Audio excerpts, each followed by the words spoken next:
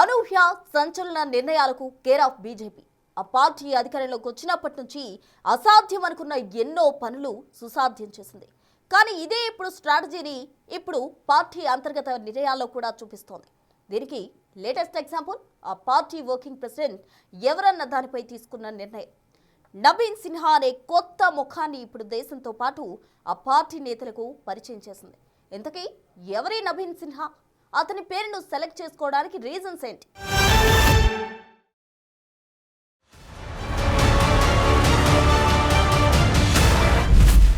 BJP అధిష్టానం అనూహ్య నిర్ణయం. BJP working president గా నితిన్ నవీన్ సిన్హా. ఎవరి అంచనాలకు అందని బీజేపీ పెద్దల నిర్ణయం. మామూలుగా భారతీయ జనతా పార్టీలో ఏదైనా పదవి దక్కించుకోవాలంటే చాలా అర్హతలుండాలి. ఇతర పార్టీలో ఉన్నట్టు అప్పుడే వచ్చిన నేతలకు, పరపతి ఉన్న నేతలకు పదవులు కట్టబెట్టడం బీజేపీ హిస్టరీలోనే లేదు. అలాంటిది పార్టీలో అత్యంత కీలకమైన జాతీయ వర్కింగ్ ప్రెసిడెంట్ పదవి బాధ్యతలను ఇకపై నితిన్ నవీన్ సిన్హా చేపట్టబోతున్నారనే ప్రకటన సొంత పార్టీ నేతలను కూడా కాస్త షాక్కు గురిచేసిందనే చెప్పాలి.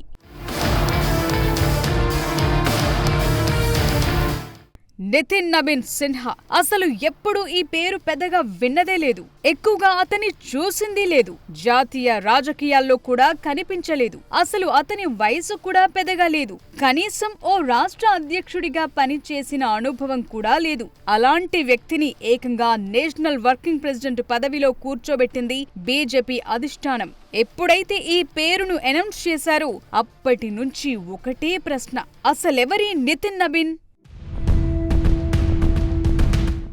నితిన్ నవీన్ సిన్హా బీహార్కు చెందిన బీజేపీ నేత. అతని వయసు 45 ఏళ్లు మాత్రమే. అతను 5సారి ఎమ్మెల్యేగా గెలవటంతో ప్రస్తుతం నితీష్ కుమార్ కేబినెట్ లో మంత్రిగా బాధ్యతలు అప్పగించారు.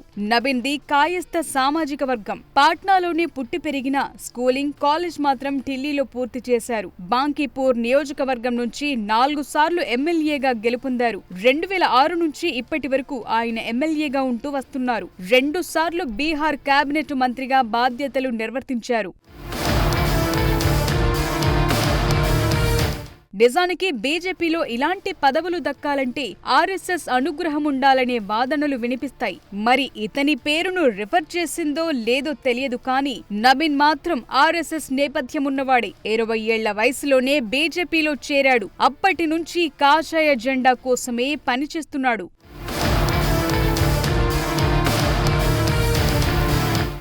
నితిన్ తండ్రి నవీన్ కిషోర్ ప్రసాద్ సిన్హా కూడా బీజేపీ నేతనే. ఆయన జనసంఘ్ నుంచి బీజేపీతోనే అడుగులు వేశారు. ఆయన పాట్నా వెస్ట్ నియోజకవర్గం నుంచి 4 సార్లు బీజేపీ ఎమ్మెల్యేగా గెలుపొందారు. ఇది నవీన్ నేపథ్యం. అయితే ఇలాంటి బ్యాక్గ్రౌండ్ ఉన్న నేతలు బీజేపీలో అనేకం. కానీ ఎవరికీ దక్కని అదృష్టం అతనికే ఎందుకు దక్కిందనేది ఇప్పుడు ఇంట్రెస్టింగ్ గా మారింది.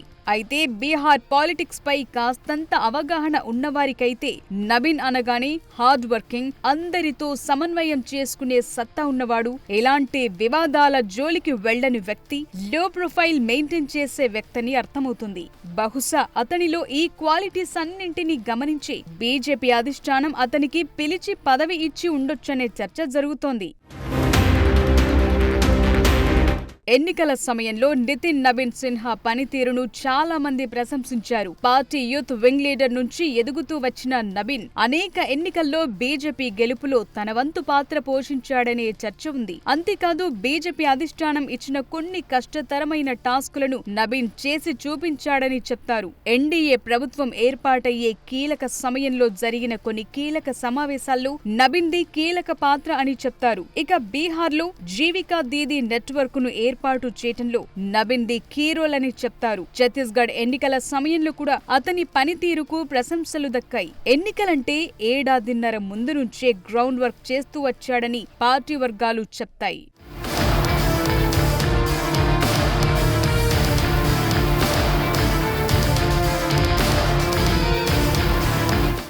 నబీన్ కు అతని సామాజిక వర్గం కూడా బాగానే కలిసొచ్చిందని చెప్పొచ్చు. కాయస్థ సామాజిక వర్గానికి చెందినవాడు నబీన్. బీహార్లో అగ్రవర్ణానికి చెందినదైనా ఇతనికి కులాలతో ఎలాంటి కుంపట్లు లేవు. ఇది కూడా అతనికి కాస్త కలిసొచ్చిందనే చెప్పాలి. నబీన్ ను ఎంచుకోవటానికి ముఖ్యంగా 3 కారణాలు కనిపిస్తున్నాయి. మొదటిది పార్టీ నుంచి ఎప్పటి నుంచో ఉన్న బంధం, ఎన్నికల సమయంలో అతని పనితీరు. రెండోది పార్టీ అధినాయకత్వం ఎలా పనిచేస్తుంది, ఎలాంటి నిర్ణయాలు పార్టీకి అవసరం అనేది పూర్తిగా తెలిసి ఉండటం. మూడోది ఎలాంటి టాస్క్ ఇచ్చినా పార్టీ లైన్ దాటకుండా అనుకూలమైన ఫలితాలను తీసుకురావటం.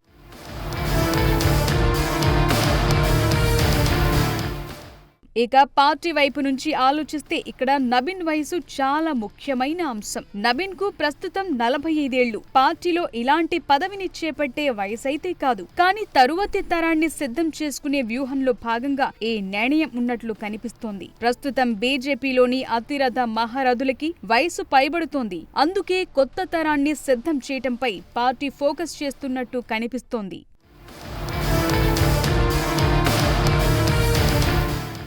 ప్రస్తుతం బీజేపీ చీఫ్ గా ఉన్న జేపీ నడ్డా పదవీ కాలం ఎప్పుడో ముగిసింది. ప్రస్తుతం ఆయన పదవీ కాలాన్ని పొడిగించారు. ఇప్పుడు నబీన్ ను అతి త్వరలోనే బీజేపీ చీఫ్ గా నియమించే అవకాశం కూడా కనిపిస్తోంది. ప్రస్తుతం వర్కింగ్ ప్రెసిడెంట్ గా నబీన్ సిన్హా నియామకంపై ఎలాంటి అభ్యంతరాలైతే కనిపించడం లేదు. కానీ ఈ నిర్ణయం వెనుక ప్రధానమంత్రి నరేంద్ర మోదీ, కేంద్ర మంత్రి అమిత్ షా ఉన్నారనే వాదనలు మాత్రం జోరుగా వినిపిస్తున్నాయి. ఈ నిర్ణయం వెనుక వారికో వ్యూహముందని, అందుకే ఆల్ ఆఫ్ సడెన్ నబీన్ పేరు తెరపైకొచ్చిందంటున్నారు. ఇంతకీ ఆ వ్యూహమేంటి? మోదీ షాలకు నబీన్ నియామకంతో ఒరిగేదేంటి?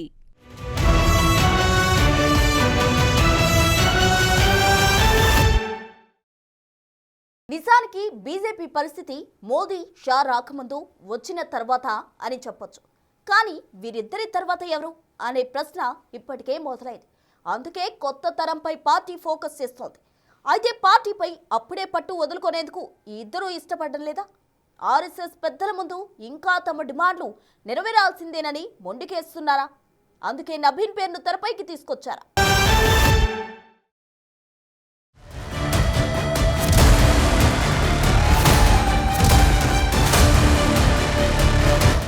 భారతీయ జనతా పార్టీ ఒకప్పటి బీజేపీ కాదు. ఇది నరేంద్ర మోదీ, అమిత్ షా నేతృత్వంలో నడిచే బీజేపీ. పాత సంప్రదాయాలను కాస్త పక్కన పెట్టి అనేక సంస్కరణలు తీసుకొచ్చి పార్టీకి ఓ కొత్త రూపు ఇచ్చి 3 సార్లు అధికారంలోకి తీసుకొచ్చారు. అలాంటి పార్టీపై వారి పట్టు ఇప్పటి వరకు కొనసాగింది. ఇకపై కొనసాగాలంటే కొత్త తరాన్ని తీసుకురావాలి.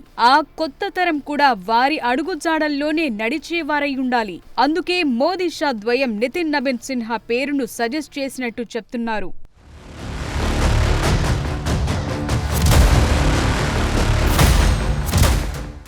ఎవరు అవునన్నా కాదన్నా బీజేపీ ఆర్ఎస్ఎస్ మధ్య గ్యాప్ వచ్చిన మాట వాస్తవం.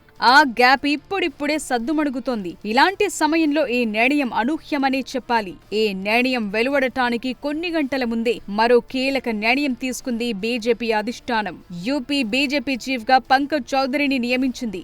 ఇతడికి మోదీ విధేయుడిగా, యూపీ సీఎం యోగి ఆదిత్యనాథ్ తో కాస్త విభేదించే వ్యక్తిగా పేరుంది. నిజానికి యోగి వర్సెస్ మోదీ షా అన్నట్టుగా పార్టీలో పరిస్థితులు ఉన్నట్టు కూడా ప్రచారం జరుగుతోంది. అయితే ఇది తప్పని రుజువు చేసినట్టు అనేక పరిస్థితులను మనం చూశాం.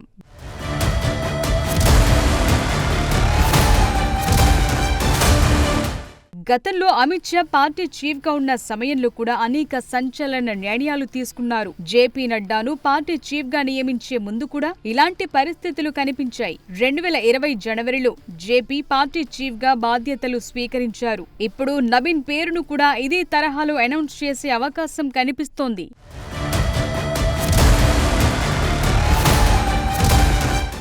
నిజానికి పార్టీ చీఫ్ గా ఎవరిని నియమించాలనే దానిపై చాలా నెలలుగా కసరత్తు జరుగుతున్నట్టు తెలుస్తోంది. పార్టీ చీఫ్ గా రబ్బర్ స్టాంప్ లాంటి వ్యక్తి వద్దని, ఓ సమర్థవంతమైన నాయకుడు అవసరమని ఆర్ఎస్ఎస్ భావించినట్టు తెలుస్తోంది.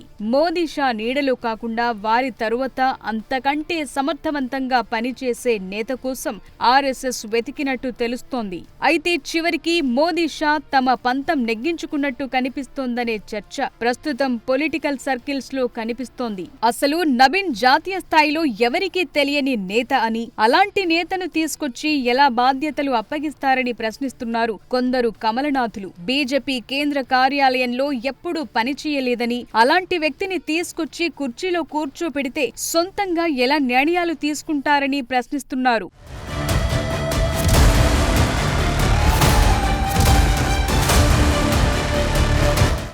ఇప్పటికే నవీన్ పనితీరును ప్రశంసిస్తూ ప్రధాని మోదీ, హోంమంత్రి అమిత్ షాలు స్టేట్మెంట్ ఇచ్చారు. యువ మోర్చా నేతగా ఛత్తీస్గఢ్ ఇన్ఛార్జిగా నవీన్ చాలా బాగా పనిచేశాడని, ఇప్పుడు కొత్త బాధ్యతలను కూడా సమర్థవంతంగా నిర్వర్తిస్తారని ఆశిస్తున్నామంటూ పోస్టు పెట్టారు అమిత్ షా. అంతేకాదు, యువ కార్యకర్తలకు పార్టీ ఎంత గౌరవమిస్తుందో తెలుసుకోవటానికి ఈ నియామకమే ఓ నిదర్శనమంటున్నారు. మోదీ తరువాత ఎవరు అనే ప్రశ్నకు సమాధానం వెతికే పనిలో ఉన్నాయి బీజేపీ, ఆర్ఎస్ఎస్. ప్రస్తుతం అమిత్ షా, యోగి ఆదిత్యనాథ్ పేర్లైతే ప్రముఖంగా వినిపిస్తున్నాయి. పాపులారిటీతో పోల్చుకుంటే అమిత్ షా కంటే యోగి ముందున్నారని, అందుకే పార్టీపై పట్టు సాధించేందుకు ఇప్పటి నుంచే పావులు కదుపుతున్నారనే ప్రచారమైతే జరుగుతోంది.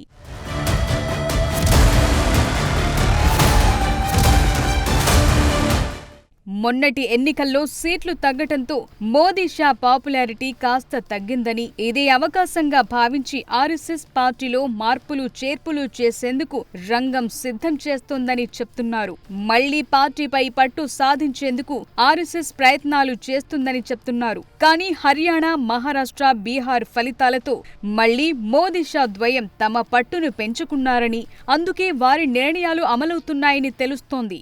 నిజానికి నవీన్తో పాటు ధర్మేంద్ర ప్రధాన్, భూపేంద్ర యాదవ్ పేర్లను రిఫర్ చేసిన ఆర్ఎస్ఎస్ మాత్రం నవీన్ కు ఓటు వేసిందని తెలుస్తోంది. మొత్తానికైతే నవీన్ కు కీలక పదవి కట్టబెట్టడంతో మోదీ షా పాత్ర కీలకమని తెలుస్తోంది. మరి ముందు ముందు తన పనితీరుతో ఈ విమర్శలను మర్చిపోయేలా చేస్తాడా, లేక వారి అడుగుజాడల్లోనే నడుస్తూ పావుగా మారుతాడా అనేది రాబోయే కాలంలో తెలియనుంది.